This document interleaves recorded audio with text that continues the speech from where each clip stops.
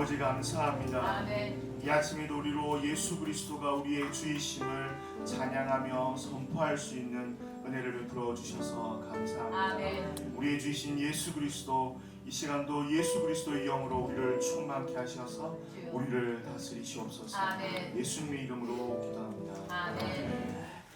할렐루야. 아멘. 우리 주님의 고난에 동참하는 여러분들이 주님의 부활에도 함께 동참할 수 있게 되기를 원합니다. 아멘. 저희들 함께 봉독하실 하나님 말씀 마태복음 27장 45절에서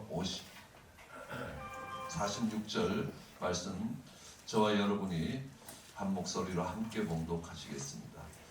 제6시로부터 온 땅에 어두움이 임하여 제9시까지 계속하더니 제9시쯤에 예수께서 크게 소리질러 가라사대 엘리 엘리 라마 사박다니 하시니 이는 곧 나의 하나님 나의 하나님 어찌하여 나를 버리셨나이까 하는 뜻이라. 저희는 가상칠언 십자가에서 예수님이 하셨던 마지막 7마디에 대해서 살펴보고 있습니다. 이 가상칠언은 예수님의 유언과 같은, 청개구리도 듣는다는 그 유언과 같은 그런 의미를 갖고 있고, 우리가 구원을 받는 단계가 어떻게 되느냐라는, 어쩌면 예수님의 전생의 삶을 이 7마디로 요약했다 하고 볼 수 있을 것입니다. 우리는 가상칠언은 매우 아름다운 구조로 만들어져 있다는 걸 알 수 있습니다. 그럼 천지가 창조될 때 첫째 날 빛을 만들고, 둘째 날 하늘을 만들고 궁창을 만들고, 셋째 날 땅과 바다를 나누었습니다.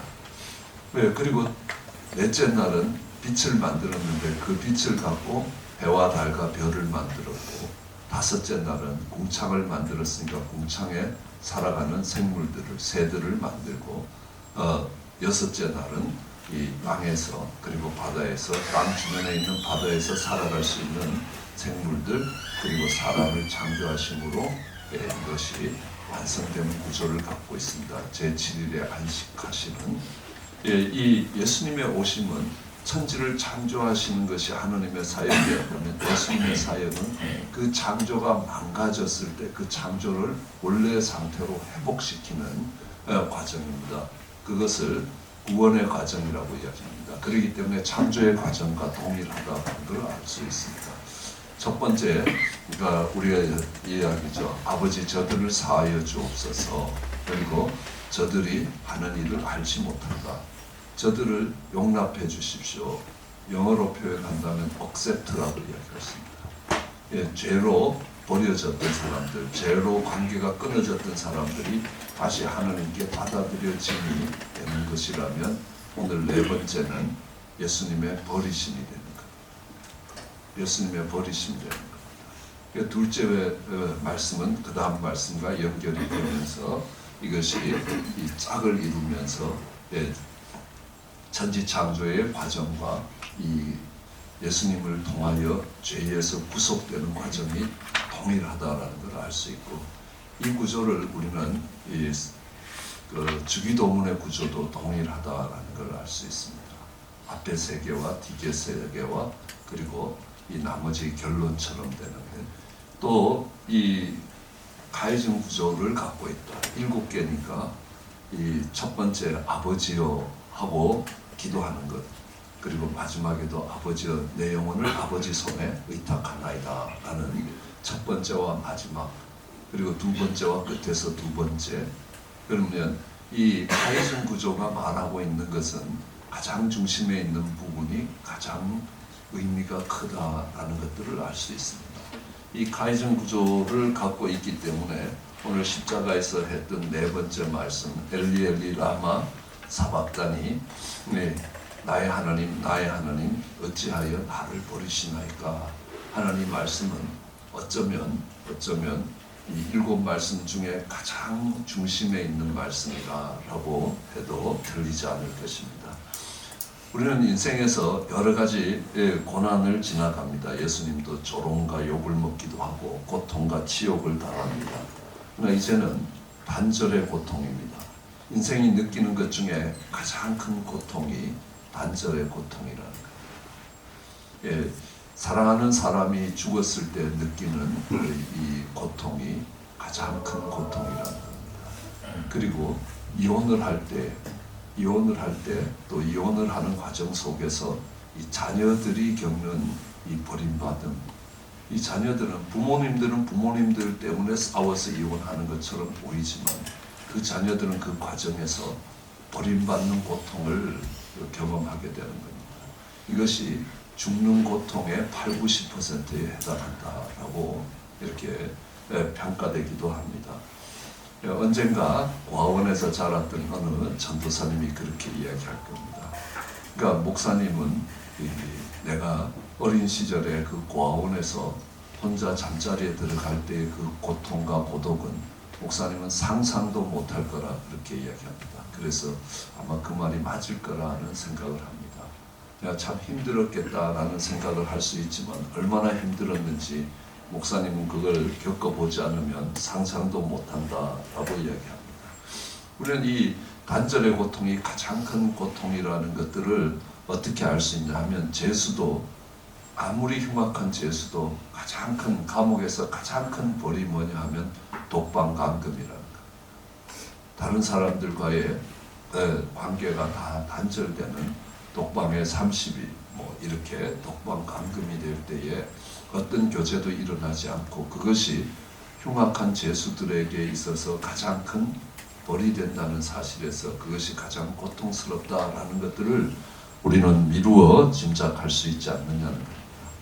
우리가 받는 모든 상처들도 이번 내적 치유에서도 배워가겠지만 이 상처들의 가장 큰 것도 그 원인은 다 이 단절에서 오는 겁니다. 거부에서 오는 겁니다. 이 쓸모없는 자식이라든지 저걸 왜 태어나서 정말 내 속을 이렇게 뒤집어 놓는지 아니면 나가 죽어라 라든지 아유 사람 무시를 못할 거니까 아들 하나 더 낳자라든지 형 밥만 해봐라 이런 말들이 나를 거절하는 부분들이 되기 때문에 그것이 상처가 되는 겁니다. 그래서 그 상처를 안고 평생 눈물을 흘려야 되는 겁니다. 부정적인 감정들, 내가 분노라는 감정도 내가 정말 잘못하지 않았는데 내가 거부당했다라고 할 때 오는 것은 분노입니다. 내가 잘못했기 때문에 이런 이 거부당하는 자리에 단절되는 자리에 왔다라고 이야기하면 수치심입니다. 그래서 다른 사람과 비교할 때 거절된 원인이 자신의 부족이라고 생각하면 열등감입니다. 그것이 거절된 상황이 발생된 것이 내 책임이라고 이야기하면 죄책감입니다. 거절된 것으로 인하여 내가 홀로 남게 되었다, 버림받게 되었다, 소중한 것을 잃어버렸다라고 하면 그게 슬픔이 되는 겁니다. 그래서 거부한 상대가 없어졌으면 좋겠다라는 게 미움이라는 겁니다. 그래서 나하고 전혀 상관이 없는 사람들은 절대로 미움도 생겨나지 않는다는 것을 이야기할 수 있습니다. 거부된 상태가 다시 아름답게 회복될 가능성이 없다라고 생각하면 그것은 우울로 발전된다는 걸 알 수 있습니다. 우리는 때로 살아가면서 자신의 이익이 걸리면 때로는 감정이 상하면 때로는 자존심이 상하면 인간관계를 그냥 끊어버리는 그런 아픔들을 경험하게 되는 겁니다. 그것이 굉장히 고통스럽다는 것들을 느낄 수 있습니다. 그런데 주님은 한 번도 하나님과의 관계가 끊어져 본 적이 없다는 겁니다. 요한복음 16장 32절에 봐도 보라 너희가 각각 제 곳으로 흩어지고 나를 혼자 둘 때가 오나니 벌써 왔다. 그러나 내가 혼자 있는 것이 아니라 아버지께서 나와 함께 하신다. 나를 보내신 이가 나와 함께 하시는도다. 내가 항상 그의 기뻐하는 일을 하므로 나를 혼자 버려두지 않으신다고 주님 말씀하십니다. 기도하실 때도 항상 내 말을 들으시는 줄 압니다 하면서 나사로를 살리는 것들을 볼 수 있습니다. 어둠에 있는 자는 어둠에 있는 것이 고통인 줄 모릅니다. 날 때부터 소경된 자는 세상이 그런 줄 안다는 겁니다. 그렇기 때문에 원래 세상이 어두운 줄 안다는 겁니다. 전기가 없는 곳에서 태어나서 한평생을 살아온 사람은 이 밝은 세상이 어떤 것인지 모릅니다. 인터넷을 평생 안 써본 사람은 인터넷이 끊어지면 얼마나 불편한지 전혀 모릅니다. 왜냐하면 평소에 쓰지 않으니까 그렇지만 늘 여러분들이 전화기를 들고 또 컴퓨터를 갖고 인터넷에 연결되어서 살았던 사람들이 어느 날 인터넷이 끊어지면 모든 삶이 다 마비되는 겁니다. 우선 그러니까 많은 것들이 우리가 성경책도 갖고 오고 성경책도 핸드폰으로 읽고 하는 것들이 다 불가능해지는 겁니다. 그러니까 얼마나 불편하고 얼마나 사는 게 어려운 거죠. 이 컴퓨터가 다운된다라고 이야기하면 그 다음에는 얼마나 은행 거래들이 다 중지되는 겁니다. 아무리 은행에 많은 돈이 있다 하더라도 그걸 확인할 길이 없습니다. 그러므로 은행 거래가 다 중지되니까 우리 삶이 다 마비된다는 것들을 우리는 알 수 있습니다. 그렇기 때문에 이런 네트워크 세상에서 살아갈 때에 그 네트워크가 무너진다는 것이 얼마나 네트워크에서 끊어진다는 것이 얼마나 고통스러운지는 늘 쓰는 사람들이 아는 거 아니냐는 겁니다. 그런 것처럼 다윗은 범죄했을 때 그가 회개하는 기도 속에 정말 나에게서 나를 버리지 마십시오. 나에게서 성신을 거두지 마십시오. 하나님과의 교통이 끊어지는 것을 가장 크게 두려워했던 것들을 알 수 있습니다. 예수님에게 있어서 고통스러운 시간이 다가온 것입니다. 이 엘리 라마 사박다니 나의 하나님 어찌하여 나를 버리시나이까 라는 것들을 많은 성경학자들은 아사셀의 염소의 절규라라고 이야기합니다. 이 대속죄일이 되면 염소 2마리를 취하여 1마리는 제사에 제물로 쓰고 1마리는 광야로 내보냅니다. 죄짐을 짊어지고 이 광야를 방황하는 이 아사셀 염소의 절규가 버림받는 그 염소의 부르짖음이 바로 이 엘리 라마 사박단이라고 이야기합니다. 예수님이 이렇게 부르짖는 것들을 보면서 우리가 알 수 있는 것은 뭐냐면 예수님이 직접 죄를 짊어지셨다는 것입니다. 죄가 예수님께 머물렀다는 겁니다. 왜냐하면 죄의 결과가 죄의 삭시 사망이기 때문에 사망이 예수님께 지금 역사했다. 우리는 사망이라는 게 이미 단절이라는 것을 배웠습니다. 그렇죠? 하나님과의 단절이 일어났습니다. 예수님으로 인하여 예수님은 하나님과 단절될 이유가 아무것도 없다는 겁니다. 그가 정말 이렇게 죽임당하는 어린 양처럼 우리의 죄짐을 짊어졌기 때문에 이런 고통이 예수님을 찾아왔다라는 겁니다. 그러므로 죄로 인하여 오는 결과들이 결국은 예수님께 다 나타났다라는 겁니다. 우린 잘 알고 있습니다. 에덴 동산에는 병이라는 게 질병이라는 게 없다는 겁니다.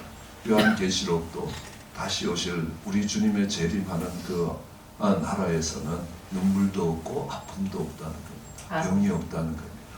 그러면 우리의 연약함과 부족함과 질병의 모습들은 죄를 지은 데서부터 죄가 청산되는 사이에 나타나는 결과라는 겁니다.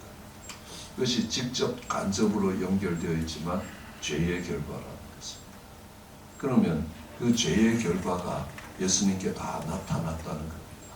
그러니까 흉측한 질병들도 예수님을 지나간 것입니다. 그걸 우리는 예수님이 이것을 carry out, 짊어지셨다, take over, 우리에게 있는 것들을 갖고 가셨다라는 겁니다. 그러므로 인하여 우리가 깨끗함을 입을 수 있었던 것들을 알 수 있습니다. 그래서 하나님은 그 죄의 얼그러진 모습을 어둠으로 덮었다라고 이야기합니다. 그래서 그러니까 이 말씀이 시작될 때도 3시간 동안 깊은 어둠이 그곳에 나타나는 것들을 볼 수 있습니다. 예수님의 이 절규 속에서 우리가 볼 수 있는 것은 하나님의 사랑이 어떤 것인지 알 수 있다는 겁니다.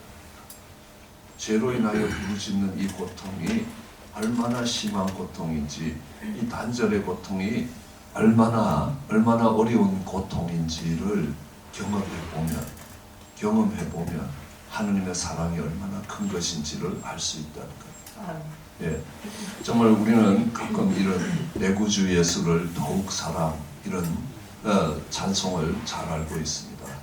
그러니까 이 찬송을 지으신 분은 어느 목사님의 사모님인데 정말 전염병이 돌 때에 중학생인 2 아들을 다 잃어버립니다. 그래서 두 자녀가 있었는데 두 자녀 다 잃어버립니다. 그래서 정말 많이 신앙에서 방황을 하는 겁니다. 한참 방황을 하다가 어느 날 요한복음 3장 16절을 다시 읽었습니다. 하나님이 세상을 이처럼 사랑하사 독생자를 주셨으니 하는 그 말씀을 읽으면서 내가 이 두 아들을 잃고 아픈 고통이 얼마나 큰 고통인가를 아는데 하나님이 그 독생자를 주신 그 사랑이 어떤 사랑인가 그때야 깨달을 수 있었다. 목회자의 삶으로 요한복음 3장 16절을 늘 외우고 있었고 복음을 전할 때도 늘 전했는데 하나님의 사랑이 얼마나 큰 것인가 그걸 깨닫지 못했다. 이 십자가에서 버림받는 고통이 얼마나 큰 고통인지 사랑하는 자를 잃어버리는 고통이 때로는 정말 사랑하는 자가 나를 떠나는 이혼의 고통이 정말 꼭 나를 돌봐줘야 될 부모님이 나를 버렸다는 그런 이 버림받음의 고통이 얼마나 큰 것인가라는 걸 알 때에 죄의 무게를 알 수 있다는 겁니다. 그것이 죄의 결과라는 겁니다. 우리는 이 절규 속에서 또 하나 확인할 수 있는 게 하나님의 공의라는 겁니다. 그럼 죄는 반드시 대가를 지불하게 됩니다. 누가 지불하든지 그 대가를 지불하게 되어 있다는 겁니다. 그것이 하나님의 공의라는 것입니다. 우리는 잘 알다시피 하나님이 최종적 권위를 갖고 있으니까 사면을 할 수 있는 게 아니라는 겁니다. 하나님의 말씀과 하나님의 법이 하나도 땅에 떨어지지 않는다는 것입니다. 그래서 죄는 반드시 대가를 지불해야 된다는 겁니다. 죄의 값을 치르지 않아도 된다는 것이 아니라는 사실을 가슴 깊이 새겨둬야 되는 겁니다. 그래야 우리가 죄를 멀리할 수 있습니다. 죄져도 하나님께 가서 하나님 sorry 하고 그러면 끝나는 게 아니라는 겁니다. 그 죄는 반드시 대가를 지불하게 돼 있다는 것들을 알 수 있습니다. 어느 날 당뇨가 심해서 다리를 자른다고 해서 내가 먹는 거 잘못 먹어서 다시 마음을 고쳐 먹자 그런다고 다리가 다시 생기는 건 아니라는 겁니다. 그것이 죄의 결과라는 사실입니다. 그리고 엘리 라마 사박다니 나의 하나님 어찌하여 나를 버리시나이까 라는 것의 가장 중요한 의미는 뭐냐면 이것은 믿음의 고백이라는 거예요. 하나님을 향한 믿음의 고백이고 우리는 이 믿음의 고백을 예배의 말씀이라고 이야기합니다. 하나님의 무게를 인정하는 것입니다. 우리는 잘 알고 있습니다. 정말 내가 내 인생을 우리 하나님 말씀 위에 두고 하나님께 두고 있을 때는 그것이 언제 드러나느냐 비가 나고 바람이 불고 창수가 날 때 그 집의 기초를 어디에 두었는지 알 수 있다는 겁니다. 모든 것이 잘 되고 좋을 때 할렐루야 하고 감사하지 않을 사람 많지 않습니다. 다 할 수 있습니다. 믿음이 있든 없든 다 할 수 있다는 겁니다.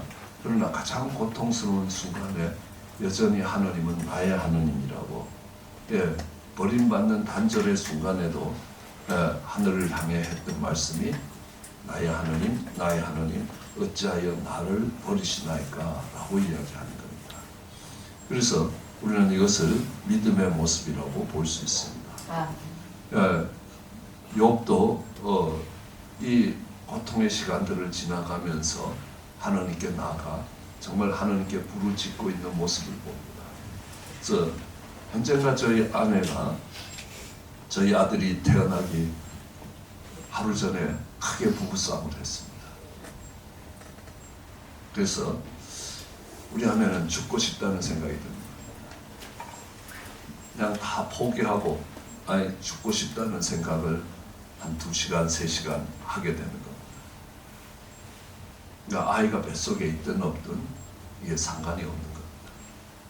그런데 나중에 하나님이 그 부분을 생각나게 하시고 아들은 태어나면서 말을 안 하기 시작해서 5살 반이 될 때까지 말을 안 했습니다. 그 과정을 지나오면서 기도할 때 하나님이 깨닫게 하신 게 있습니다. 부부싸움 하게 태어나기 하루 전날 부부싸움 하던 모습을 생각나게 하시는 겁니다. 그렇게 하시면서 하는 말씀이 내 영혼을 쳐서 사단에게 내어 주었다. 하나님 어찌 이런 일이 있을 수 있습니까? 이건 말이 안 되는 일입니다 하고 아깝거릴 때도, 하나님 어찌 나를 버리시나이까 할 때도 여전히 하나님은 나의 하나님입니다. 근데 그보다 더 무서운 거는 포기해버립니다. 등을 돌리는 겁니다. 하나님을 쳐다보지 않는 것입니다. 우리는 그것을 배반의 사건이라. 배반이라는 것은 등배짜리다, 등을 돌린다라는 말입니다. 그럼 이제 하나님을 쳐다보지 않는다라고 이야기합니다. 오늘 욥은 그 절망적인 상황에서도 여전히 하나님은 나의 하나님입니다. 요셉도 그렇습니다. 정말 형들의 손에, 그것도 모태신앙이라는, 몇 대째 모태신앙이라는 집안에서 아주 모진 일을 당합니다. 죽음의 자리로 갔다가 하나님의 은혜로 살아나는데, 그것도 부족해서 형들이 그것을 종으로 팔아버리는, 말이 다른 이집트에 가서 종살이 한다는 게 얼마나 힘들겠습니까? 얼마나, 야, 이놈의 집안 집구석 그 하나님 믿어봐야 소용없다라는 쪽이 아니라니까. 그는 가장 버림받는 그 자리에서도 여전히 하나님은 나의 하나님이라는 것. 그래서 내가 버림받는 자리에 왔지만, 그렇기 때문에 이 요셉의 삶은 정확하게 예수 그리스도의 삶을 이야기합니다. 사랑받는 아들이었습니다. 그리고 종으로 팔려갔습니다. 그리고 죄 없이 죄수가 되었습니다. 감옥에서 나오면서 온 땅을 통치하는 통치자였습니다. 예수님이 하나님의 사랑받는 독생자로 있다가 종의 형체를 띠고 이 땅에 와서 죄 없이 십자가에서 죽기까지 낮아지셔서 이제 부활하심으로 하나님이 만왕의 왕이요 만주의 주요, 이렇게 예수님의 이 생애와 이 요셉의 생애는 정확하게 동일했다라는 걸 알 수 있습니다. 그러므로 이 요셉도 정말 버림받는 그 자리에서도 하나님은 나의 하나님이라 라고 고백하고 있는 걸 알 수 있습니다. 다니엘도 무척 마찬가지입니다. 17살에 정말 포로가 되어서, 아니 인질로 바벨론에 잡혀가서 이제 바벨론 왕을 가까이서 섬겨야 되는 이유로 환관이 되어서 환관장의 교육을 받을 때도 내가 왕의 진미와 포도주로 나를 더럽히지 않고 나는 하나님의 백성으로 살 것이다, 하나님의 자녀로 살아갈 것이다 라는 그 고백입니다. 그 고백이 아마 나의 하나님, 나의 하나님 어찌하여 나를 버리시나이까 하는 고백과 마찬가지입니다. 그걸 믿음의 고백이라고 이야기합니다. 상황과 모든 것이 내 기대대로 되는 때가 아니라 모든 것이 무너지고 아무 구석에도 솟아날 길이 없을 때에도 여전히 하나님은 나의 하나님이라고 부르짖는 것들을 보입니다. 그러니까 모세도 그렇습니다. 광야에 가서 40년 동안 살았습니다. 그 인생길이 끝나는 날입니다. 인생이 길어야 70이요 강건하면 80이라고 하는 그때의 모세가 하나님 앞에, 떨기나무 앞에 나가는 겁니다. 어떻게 하여 하나님이 이런 큰 광경을 보이시는가? 그의 속에는 여전히 하나님을 바라보고 있었다라는 것들을 우리는 알 수 있습니다. 야, 이건 믿어봐야 소용없다 하고 등을 돌리고 떠나는 경우를 많이 보는 겁니다. 예수님은 그 버림의 순간에도 여전히 나의 하나님, 나의 하나님 하고 부르짖는 것들을 볼 수 있습니다. 우리는 이걸 일컬어서 다르게 얘기하면 리버스 엔지니어링이라고 이야기합니다. 물어주는 겁니다. 그렇기 때문에 이 예수님이 둘째 아담으로 와서 무너진 모든 것. 그래서 예수님의 온 사역을 보면 그렇습니다. 제일 먼저 공생애가 시작될 때에도 그런 광야로 인도받아서 성령의 인도를 따라 광야에 나가서 40일 금식하고 마귀의 유혹을 받습니다. 돌이 빵이 되게 하라는 겁니다. 얼마나 배가 고프겠냐는 겁니다. 그렇지만 내가 내 만족을 위해서, 내 기쁨을 위해서 내 권능을 사용하지 않는다는 겁니다. Say no 하시는 겁니다. 네가 머리 한 번만 숙이면 천한 한국에 영광과 권세를 주겠다 할 때도 say no 하는 겁니다. 그죠? 그것은 에덴 동산에서 say yes 한 것과 대비가 되는, 그걸 다시 물어주기, 리버스 엔지니어링이라고 이야기합니다. 우리가 뭔가 잘못되면 까불로 돌아가서 그것을 다 풀어내야 된다는 것을 알고 있습니다. 그래서 우리는 내적 치유라는 것도 거꾸로 돌아가서 그 매듭들을 풀어내야 자유함이 되지. 그냥 시간이 지나가고 믿음 생활이 된다고 해서 그것이 이루어지는 건 아닙니다. 언젠가 저희 집사님 한 분이 아내를 때리는데 20년 동안 그랬습니다. 근데 맞는 아내도 굉장히 힘들지만 때리는 남편도 굉장히 힘들다는 사실을 아시나요? 왜냐하면요, 나도 안 그러고 싶다는 거예요. 목사님, 저도 정말 신앙생활, 정말 하느님 기뻐하는 신앙생활을 하고 싶은데 안 된다는 겁니다. 정신 차려보면 상황이 끝났다는 겁니다. 나도 내가 왜 그런지 모른다는 겁니다. 그 매듭을 풀어내지 않고는 그 자리까지 갈 수가 없다는 것들을 배웠습니다.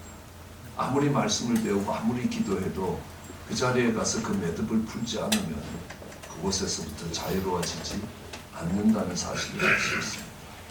우리가 이 똑같은 자리입니다. 말씀드렸듯이 리버스 엔지니어링처럼 모든 것이 갖춰지고 모든 것이 축복된 상태에서 하느님의 동기를 의심하며 하느님을 버렸다면, 하느님께 등을 돌렸다면 가장 열악한 상태에서 하나님을 붙들므로 인해서 그 문제가 해결되더라라는 것들을 알 수 있습니다. 그렇기 때문에 이 엘리 라마 사박다니 하는 말씀은 내가 가장 힘든 시간 속에서 하나님에 대한 신뢰와 그것을 우리는 예배라고 이야기합니다. 하나님의 하나님 되심을 인정하는 것이기 때문에 이 모습이 예배가 된다는 겁니다. 그때의 성소의 휘장이 갈라지면서 하나님의 임재 앞으로 나갈 수 있는 길이 열린다는 거죠. 지금까지 막혔던 모든 길들이 그곳에서 열리고 우리는 그것을 일컬어서 죄짐이 부러졌다라고 이야기합니다. 그렇게 이 고백이 십자가의 중심에 있는 고백이라는 거예요. 하나님의 공의와 사랑이 만나고 있는 고백입니다. 그로 인하여 우리의 죄짐이 부러지는 겁니다. 욥도 요셉도 다니엘도 모세도 믿음의 선진들이 그런 광야를 지나가지 않은 적 없다는 것.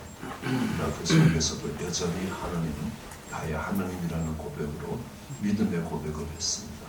그리고 그것이 하나님의 하나님 되심을 인정하는 하나님이 받으시는 예배가 된다는 사실입니다. 그렇게 믿음의 고백을 드리는 저와 여러분 되시기를 주의 이름으로 축원합니다. 기도하시겠습니다. 사랑도 내가 많으신 하나님, 광야 같은 인생길을 지나가며 때로는 낙심되고 때로는 좌절되고 때로는 기대가 무너지며 때로는 사랑하는 사람들을 떠나보내는 단절의 속에서 하나님 절규하듯 부르짖는 부르짖음이 있습니다.